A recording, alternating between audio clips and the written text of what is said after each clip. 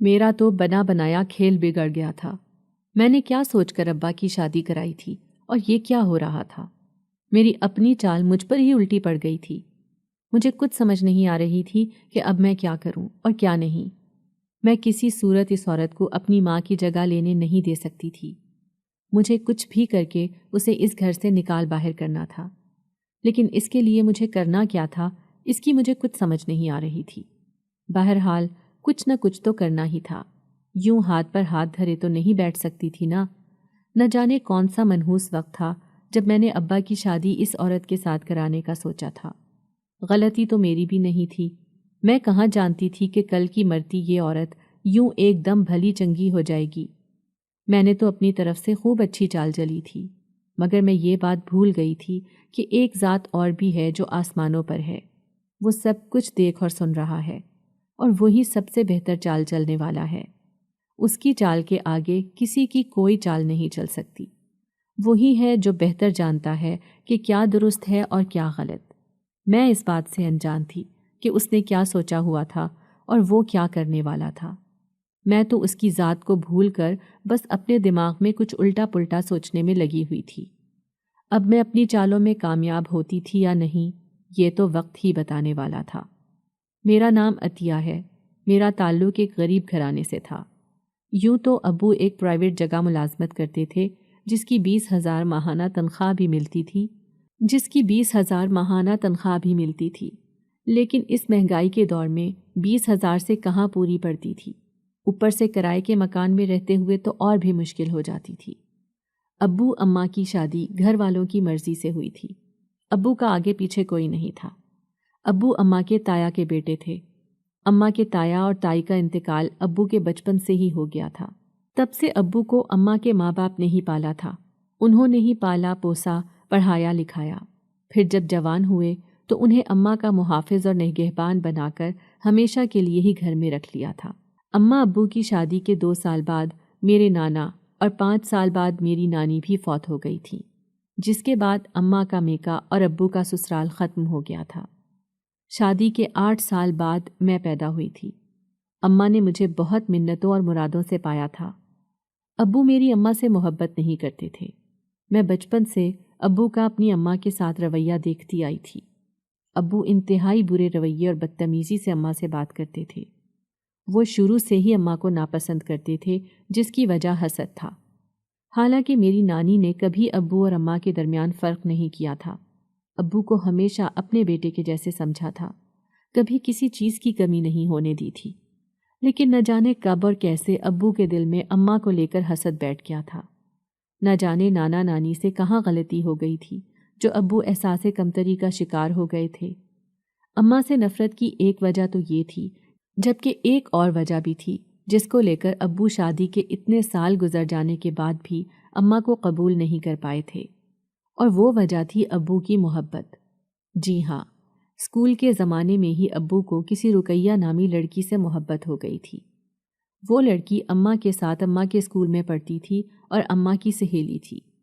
ابو اور اماں کے اسکول ایک ساتھ قریب قریب تھے، اس لیے ابو اور اس لڑکی رقیہ کی تقریباً ہر روز ہی ایک دوسرے سے ملاقات ہو جاتی تھی۔ اماں اتنی بھولی تھیں کہ کبھی انہیں پتہ ہی نہیں چلا تھا کہ ان کی ناک کے نیچے کیا کھچڑی پک رہی تھی۔ اماں تو یہی سمجھتی تھیں کہ ابو صرف اور صرف ان کے ہی ہیں، کیونکہ نانی نے بچپن سے ہی اماں کے ذہن میں یہ بات بٹھا دی تھی کہ وہ ابو کی دلہن بنے گی۔ ابا کو دیکھتے ہی اماں شرما کر چھپ جایا کرتی تھی اور اپنی سہیلی رقیہ کو بڑے مزے سے اپنی محبت کے قصے سنایا کرتی تھی، جنہیں سن کر رقیہ دل ہی دل میں ہنستی رہتی تھی۔ وہ نہ جانے کس قسم کی دوست تھی، وہ جانتی بھی تھی کہ اماں ابو سے محبت کرتی ہیں اور ان کا رشتہ بھی طے ہے، لیکن یہ سب جاننے کے باوجود بھی وہ ابو پر ڈورے ڈالنے سے باز نہیں آتی تھی۔ خیر، وقت گزرتا گیا تھا۔ نانا نے ابو کی پرائیویٹ جگہ نوکری لگا دی تھی۔ ابو کو وہاں کام کرتے ہوئے پورا مہینہ گزر گیا تھا۔ اس دن ابو بہت خوش تھے۔ وہ تنخواہ لے کر گھر آئے۔ آج ان کے چہرے کی خوشی چھپائی نہیں چھپ رہی تھی۔ آتے ہوئے وہ رقیہ کے گھر والوں سے مل کر آئے تھے۔ رقیہ کے گھر والوں کو وہ بہت پسند آئے تھے، یہی وجہ تھی کہ ان کے پیر زمین پر ہی نہیں ٹک رہے تھے۔ وہ آج گھر میں نانی کو اپنی پسند کا بتانے والے تھے۔ وہ نانی سے کہنا چاہتے تھے کہ وہ ان کی پسند کے گھر رشتہ لے کر جائیں، لیکن وہ نہیں جانتے تھے کہ ان کے ساتھ کیا ہونے والا تھا۔ کھانا کھاتے ہوئے نانی نے ابو سے ان کی خوشی کی وجہ پوچھی تو ابو پھر سے مسکرا اٹھے تھے۔ ابو نے نانی سے کہا کہ آپ کھانا کھا لیں، پھر مجھے آپ سے ایک ضروری بات کرنی ہے۔ اس پر نانی نے کہا کہ برخوردار، بات تو مجھے بھی تم سے کرنی ہے، لیکن خیر پہلے کھانا تو ختم کر لو، پھر کمرے میں آ جانا، وہیں پر بات کریں گے۔ کھانے کے بعد جب ابا نانا نانی کے کمرے میں گئے تو نانی نے ان کو بلا کر پاس بٹھایا تھا اور پھر ان سے کہا کہ جو بات ہم کرنا چاہ رہے ہیں اسے پوری توجہ سے سننا، اس کے بعد سوچ سمجھ کر ہمیں اپنے فیصلے سے آگاہ کر دینا۔ ان کے منہ سے ایسی بات سن کر ابو کو شدت سے کچھ غلط ہونے کا احساس ہوا تھا، مگر پھر بھی انہیں پوری بات سننی تھی، اسی لیے سر جھکا کر ہمتن گوش ہو گئے تھے۔ تبھی نانا نے بات شروع کی اور کہا کہ بیٹا تم صرف 5 سال کے تھے جب بھائی صاحب اور بھابھی اس دنیا سے رخصت ہو گئے، اللہ ان کے درجات بلند کرے، تب سے تم ہماری گود میں آ گئے تھے۔ خدا گواہ ہے کہ میں نے اور تمہاری چچی نے ہمیشہ تمہیں اپنا بیٹا سمجھ کر پالا ہے، تم نے بھی کبھی ہمیں پرایا نہیں کیا اور ہمیں آگے بھی تم سے یہی امید ہے۔ موت کا کوئی بھروسہ نہیں ہے، اس لیے میں چاہتا ہوں کہ مرنے سے پہلے تمہارا اور اپنی بیٹی کا کوئی انتظام کر کے جاؤں تاکہ سکون سے موت نصیب ہو سکے۔ باہر کی جو دنیا ہے وہ تمہارے سامنے ہے، ایسے میں کسی غیر کے ہاتھ میں اپنی بیٹی کا ہاتھ دینا مجھے قبول نہیں ہے، جانے کیسے اور کس طرح کے لوگ ہوں گے، اس لیے میں چاہتا ہوں کہ میں تمہارا اور اپنی بیٹی کا نکاح کر دوں۔ دونوں بچپن سے ایک دوسرے کو جانتے ہو، ایک دوسرے کی عادات سے اچھی طرح واقف ہو، اس لیے آگے کی زندگی میں تمہیں کبھی کوئی مشکل پیش نہیں آئے گی، اسی لیے تم سے بات کی ہے، تم سوچ سمجھ کر مجھے اپنے فیصلے سے آگاہ کر دینا۔ اتنا کہہ کر نانا خاموش ہو گئے تھے، جبکہ ابو بغیر کچھ بھی کہے کمرے سے باہر نکل آئے تھے۔ ان کے دل میں چھناکے سے کچھ ٹوٹا تھا، وہ سوچ بھی نہیں سکتے تھے کہ احسانوں کا بدلہ انہیں اس طرح سے چکانا پڑے گا۔ صحیح کہا تھا نانا نے، ابو نے کبھی ان کو پرایا نہیں کیا تھا، لیکن آج انہوں نے ابا کو پرایا کر دیا تھا، یوں اپنے احسانوں کا بدلہ مانگ کر۔ ابا یہی سب سوچتے اپنے کمرے کی طرف آ رہے تھے جب ان کی نظر اماں پر پڑی تھی۔ اماں کو دیکھ کر ان کے دل میں ایک معدوم سی امید جاگی تھی۔ وہ تیز تیز قدموں سے چلتے ہوئے اماں تک پہنچے تھے اور اماں کو ساری بات کہہ سنائی تھی۔ اماں کو یہ ساری بات بتانے کا مقصد یہی تھا کہ وہ اماں کو کہہ سکیں کہ وہ اس رشتے سے انکار کر دیں، لیکن اماں کی رضامندی بھی نانا نانی کی طرف دیکھ کر ابا نے بے ساختہ اپنے بال نوچ ڈالے تھے۔ اس دن کے بعد سے ابا کئی مرتبہ وقفے سے اماں کو اس رشتے سے پیچھے ہٹنے پر مجبور کر چکے تھے، مگر اماں نہیں مانی تھی۔ اس وقت اماں بھی خود غرض ہو گئی تھی، وہ بھلا کیسے اپنی محبت یوں کسی کو بھی سونپ دیتی، وہ بھی اس صورت میں جب وہ محبت انہیں بن مانگے آسانی سے میسر ہو رہی تھی، پھر وہ کیوں اس کو ٹھکرا کر کفران نعمت کرتی۔ اماں نے اس وقت یہ سوچنا بھی ضروری نہ سمجھا تھا کہ ابو کے انکار کے پیچھے آخر وجہ کیا تھی۔ کاش کہ وہ ایک مرتبہ سوچ لیتی تو پھر انہیں اتنی مشکلات اور اتنی تکلیف نہ اٹھانی پڑتی، مگر اس وقت وہ عقل سے کام لیتی تو تب نہ، اس وقت تو ان کے لیے ان کے جذبات اہم تھے، وہ صرف دل کی ہی سن رہی تھی۔ خیر ابو پوری طرح سے مایوس ہو چکے تھے، انہیں کوئی بھی راستہ نظر نہیں آ رہا تھا۔ اگر وہ نانا نانی کو انکار کرتے تو انہیں احسان فراموش کہا جاتا، اور اگر ان کی بات مان کر اماں سے شادی کر لیتے تو بے وفا کہلائے جاتے۔ زندگی نے انہیں عجیب دوراہے پر لا کر کھڑا کر دیا تھا، انہیں کچھ سمجھ نہیں آ رہی تھی کہ آخر وہ کریں تو کیا کریں۔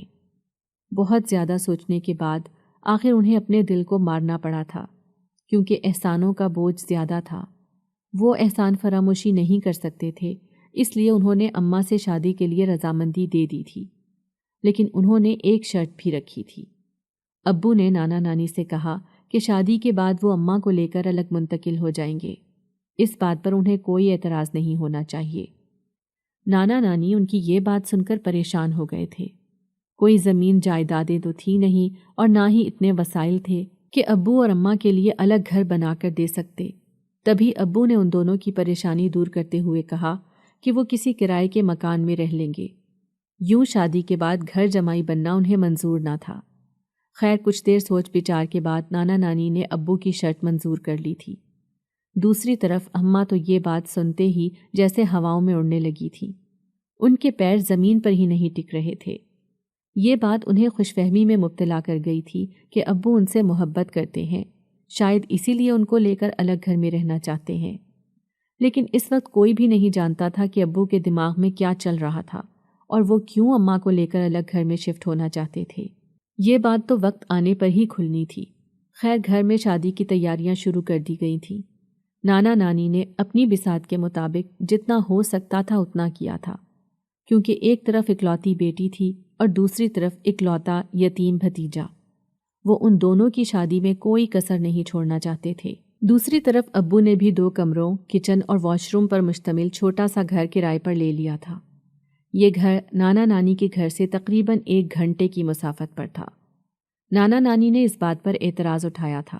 انہوں نے ابو سے کہا کہ وہ یہیں کوئی آس پاس کا گھر دیکھ لیتے، تو اس پر ابو نے انہیں کہا کہ جس جگہ انہوں نے گھر لیا ہے وہ یہاں کی نسبت کافی سستا ہے اور ان کی اوقات کے مطابق ہے۔ یہاں آس پاس کے گھر بہت مہنگے ہیں جن کا کرایہ وہ افورڈ نہیں کر سکتے۔ نانا نانی ایک مرتبہ پھر سے چپ ہو گئے تھے کیونکہ ابو کی بات 100% درست تھی۔ خیر شادی بخیریت انجام کو پہنچ گئی تھی۔ اماں ابو کے سنگ رخصت ہو کر اپنے خواب نگر آ گئی تھیں، لیکن وہ نہیں جانتی تھی کہ یہ خواب نگر ان کے لیے کس قدر عذاب نگر بننے والا تھا۔ وہ تو بڑی خوشی خوشی سہاگ کی سیج پر بیٹھ کر ابو کا انتظار کرنے لگی تھی۔ آج ان کی محبت ہمیشہ ہمیشہ کے لیے ان کی ہو گئی تھی۔ وہ آج ابو کو کھل کر اپنی محبت کے بارے میں بتانا چاہتی تھی اور ان سے اظہار محبت کرنا چاہتی تھی، لیکن وہ پوری رات اماں کی انتظار میں ہی گزر گئی تھی، کیونکہ ابا پوری رات کمرے میں ہی نہیں آئے تھے۔ صبح جب وہ کمرے میں آئے تو اماں نے ان سے ان کی رات غیر حاضری کی وجہ پوچھی تھی، اور یہی اماں کی دوسری بڑی غلطی تھی۔ ابو فوراً سے تپ گئے تھے اور اماں کو غصے سے سنانے لگے تھے۔ ابو نے اماں کی خوب بے عزتی کی تھی اور پھر گھر سے باہر نکل گئے تھے۔ اس وقت ابو کی آنکھوں میں اماں کے لیے جو نفرت تھی اس نے اماں کو حیرانگی میں مبتلا کر دیا تھا، مگر پھر اماں نے اس کو اپنا وہم سمجھ کر ٹال دیا۔ مگر یہ اماں کا وہم نہیں تھا۔ پھر آئے روز اماں اور ابو کی آپس میں تو میں ہونے لگی۔ حالانکہ اماں ہر لحاظ سے ابو کا خیال رکھتی تھی، لیکن ابو کو اماں میں کوئی دلچسپی ہوتی تو ہی وہ اماں کی محبت یا ان کے خلوص کو دیکھتے۔ ابو کو تو اماں سے کوئی غرض ہی نہیں تھی۔ وہ اماں کو اکیلے گھر پر چھوڑ کر کئی گھنٹے گھر سے غائب رہتے تھے، چھٹی ہونے کے بعد بھی گھر نہ آتے تھے۔ اماں کو اب ان کے آنے جانے کا بھی کوئی علم نہ ہوتا تھا۔ حالانکہ اماں سویرے جاگتی تھی، لیکن ابو ان کے جاگنے سے پہلے ہی کام پر چلے گئے ہوتے اور رات میں نہ جانے کون سے پہر واپس آتے تھے۔ اماں کو لگتا تھا کہ یہ سب وقتی ہے، نکاح کے بولوں میں بڑا اثر ہوتا ہے، آہستہ آہستہ سب ٹھیک ہو جائے گا، مگر یہ محض اماں کی غلط فہمی تھی۔ اس میں کوئی شک نہیں کہ واقعی نکاح کے 2 بولوں میں بہت اثر ہوتا ہے، لیکن وہ اثر، وہ طاقت تب ہوتی ہے جب دونوں فریق جو ایک دوسرے کے میاں بیوی، ایک دوسرے کا لباس ہوتے ہیں، وہ ایک دوسرے کے سامنے رہیں، ایک دوسرے کے ساتھ رہیں، آپس میں بات چیت کریں، ایک دوسرے کو مخاطب کریں، تبھی تو نکاح کے بول بھی اثر کرتے ہیں۔ لیکن یہاں تو معاملہ سرے سے ہی الٹا تھا۔ ابو بات کرنا تو درکنار، اماں کو مخاطب بھی نہیں کرتے تھے اور رہتے بھی الگ کمرے میں تھے۔ ان کے سوتے ہوئے گھر سے نکل جاتے اور سونے کے بعد گھر میں داخل ہوتے، تو پھر بھلا کہاں نکاح کے بولوں میں اثر ہوتا؟ اماں کو اب احساس ہو رہا تھا کہ ابو نے کیوں الگ گھر میں رہنے کی شرط رکھی تھی۔ یقیناً وہ پہلے سے ہی یہ سب سوچ چکے تھے کہ انہیں اماں کے ساتھ یہ سب کچھ کرنا تھا۔ اماں بیچاری دن رات اکیلی گھر میں پڑی رہتی تھیں، کوئی بات کرنے والا بھی نہیں تھا۔ کاش کہ ماں باپ کا گھر قریب ہوتا تو ان سے جا کر شکایت کرتی کہ انہوں نے اسے کیسے بے مروت انسان کے خواب دکھائے تھے جو ان کی طرف دیکھنا بھی پسند نہیں کرتا تھا۔ شادی کو 3 سال سے زائد کا عرصہ گزر گیا تھا۔ ان 3 سالوں میں اماں صرف 3 مرتبہ عید پر ہی اپنے اماں ابا سے ملنے گئی تھیں، وہ بھی ابو کی موجودگی میں صرف چند ہی گھنٹوں کے لیے۔ شادی کے 2 سال بعد ہی اماں کے ابا فوت ہو گئے تھے۔ اب نانی اکیلی ہی رہتی تھی، لیکن پھر بھی ابو نے نہ اماں کو نانی کے پاس جانے دیا تھا اور نہ ہی نانی کو اپنے گھر آنے کی دعوت دی تھی۔ اب اماں کی ہمت جواب دینے لگی تھی۔ وہ ابو جیسے پتھر دل انسان سے اپنا سر ٹکرا کر تھک چکی تھی۔ اب اماں کو سمجھ نہیں آ رہا تھا کہ وہ کیا کرتی۔ ایک طرف تو دماغ تھا جو سب کچھ چھوڑ چھاڑ کر واپس چلنے کو کہہ رہا تھا، جبکہ دوسری طرف دل تھا جو چیخ چیخ کر پھر سے اسی ستم گر کے حق میں فیصلہ دے رہا تھا۔ دل اور دماغ کے درمیان چھڑی اس جنگ میں آخر کار جیت دل کی ہوئی تھی، اور اماں ابو کو پھر سے ایک اور موقع دینے کے لیے تیار ہو گئی تھیں۔ دوسری طرف نانی کو بھی اب شک ہونے لگا تھا کہ اماں اور ابو کے درمیان کچھ بھی صحیح نہیں تھا۔ انہوں نے بارہا اماں سے پوچھا، مگر اماں ہر مرتبہ ٹال گئی تھیں۔ لیکن اماں یہ ٹال مٹول زیادہ عرصے تک نہیں کر سکی تھیں۔ جلد ہی اماں نے روتے روتے نانی کو ساری سچائی سے آگاہ کر دیا تھا، جسے سن کر نانی کو شدید صدمہ پہنچا تھا، اور یہی صدمہ ان کے لیے جان لیوا ثابت ہوا، اور نانی بھی اس دار فانی سے رخصت ہو گئیں۔ اماں اور ابو کے درمیان حالات اور بھی کشیدہ ہو گئے تھے۔ اب ابو نے بے دریغ اماں پر ہاتھ بھی اٹھانا شروع کر دیا تھا۔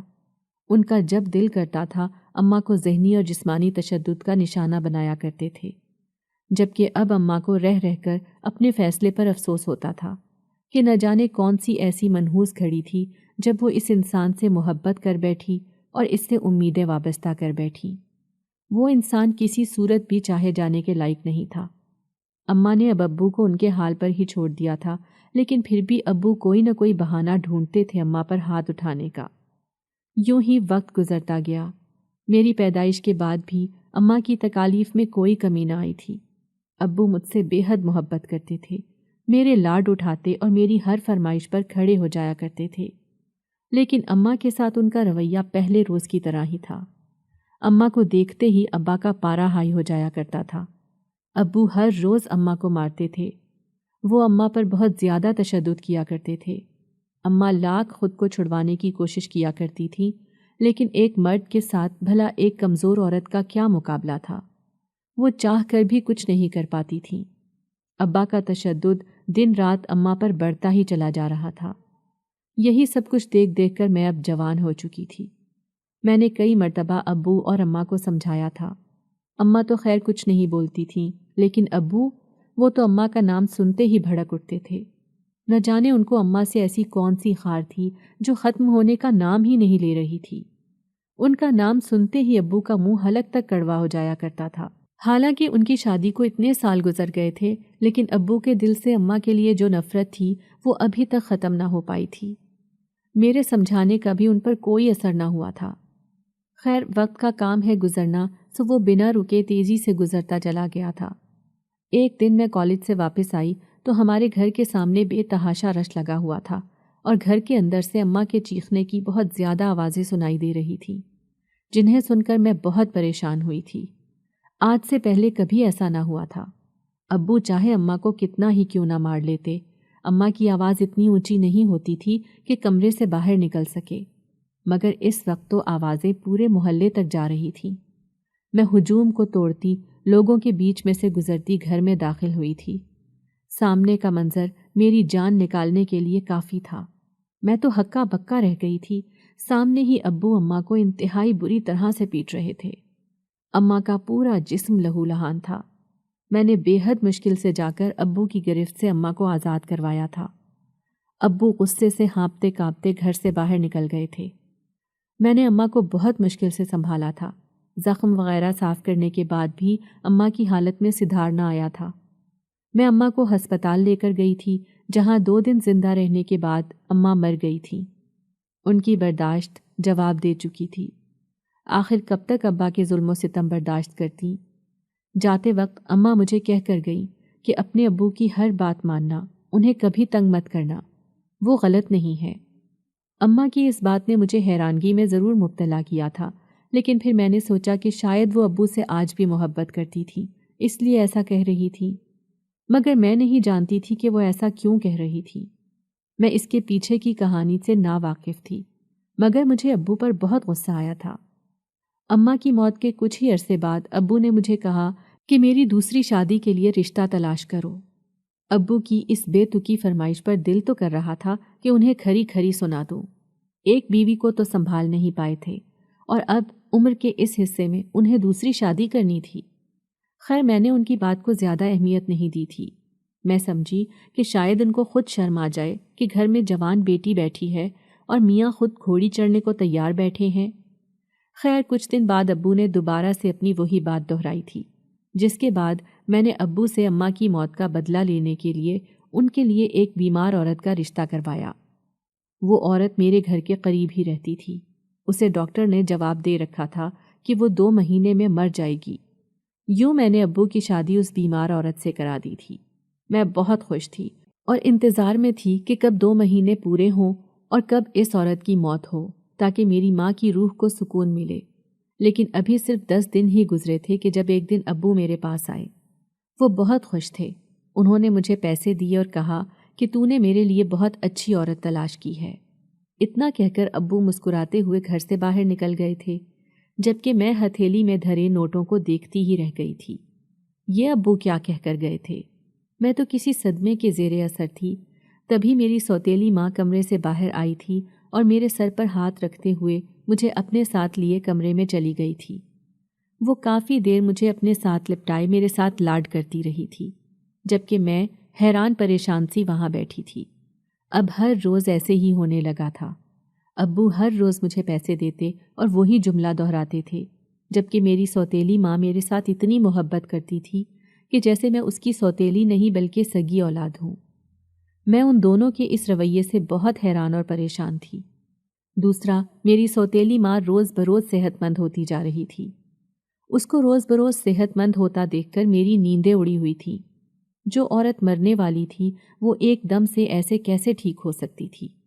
اس کو دیکھ کر تو ایسا لگ رہا تھا جیسے کسی مرتے ہوئے کو آب کوثر مل گیا ہو۔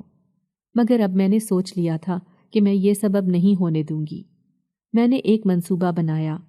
اسی دن اپنے منصوبے پر عمل کرتے ہوئے بازار سے جا کر زہر لے آئی تھی۔ میں نے اسی شام کی چائے بنائی اور اس میں زہر ملا کر اپنی سوتیلی ماں کے کمرے میں لے گئی۔ میں اسے زہر والی چائے پلا کر مار دینا چاہتی تھی، لیکن جوں ہی میں اس کے کمرے میں گئی، سامنے کا منظر دیکھ کر میں ہکا بکا رہ گئی تھی۔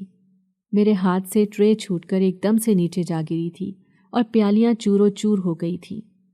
میری سوتیلی ماں بھی مجھے دیکھ کر ایک دم سے اپنی جگہ سے اٹھ کھڑی ہوئی تھی۔ اس کا رنگ لٹھے کی مانند سفید ہو گیا تھا۔ موبائل اور ہاتھ میں اٹھایا ہوا کاغذ اس کے ہاتھ سے نیچے جا گرے تھے۔ وہ خود کو سنبھالتے ہوئے میری طرف آئی تھی اور مجھے اپنے ساتھ لگائے ہوئے کچھ سمجھانے لگی تھی، لیکن میں اس وقت سوچنے سمجھنے کی پوزیشن میں تھی ہی نہیں۔ میں نے جو کچھ سنا تھا اس کے بعد تو کچھ سوچنے سمجھنے کی صلاحیت بچی ہی نہیں تھی۔ میں نے ایک دم اس کمرے سے نکلنا چاہا تھا۔ اس کمرے میں کھڑے ہو کر نہ جانے کیوں مجھے ایک گھٹن سی ہوئی تھی۔ اس سے پہلے کہ میں کمرے سے باہر نکلتی، اس عورت نے مجھے ایک ڈائری پکڑائی تھی۔ وہ ڈائری میری ماں کی تھی۔ اسی ڈائری سے ہی مجھے اماں اور ابا کی پچھلی زندگی کے متعلق ساری معلومات ملی تھی۔ اس ڈائری میں ایک میڈیکل رپورٹ بھی پڑی ہوئی تھی۔ میں نے جیسے ہی اس رپورٹ کو کھول کر پڑھا تو میرے پیروں تلے سے زمین نکل گئی۔ وہ میری ماں کی رپورٹ تھی، جس پر صاف صاف لکھا تھا کہ اماں کی جو اولاد تھی وہ مردہ پیدا ہوئی تھی۔ تو پھر میں کون تھی؟ میری پہچان کیا تھی؟ میں کس کی اولاد تھی؟ تو کیا ابھی جو کچھ میں نے اپنی سوتیلی ماں کے منہ سے سنا تھا وہی سچ تھا کیا؟ میں نے جلدی سے ڈائری کے اوراق آگے پلٹے تھے اور آگے لکھی تحریروں کو میں جیسے جیسے پڑھتی گئی تھی ویسے ویسے میرا سانس سوکھتا جا رہا تھا۔ حقیقت جان کر بے ساختہ وہ ڈائری میرے ہاتھ سے گر پڑی۔ میں آج تک جس کو اپنی سگی ماں سمجھتی آئی تھی وہ میری ماں تھی ہی نہیں۔ میری ماں تو ابو کی دوسری بیوی تھی۔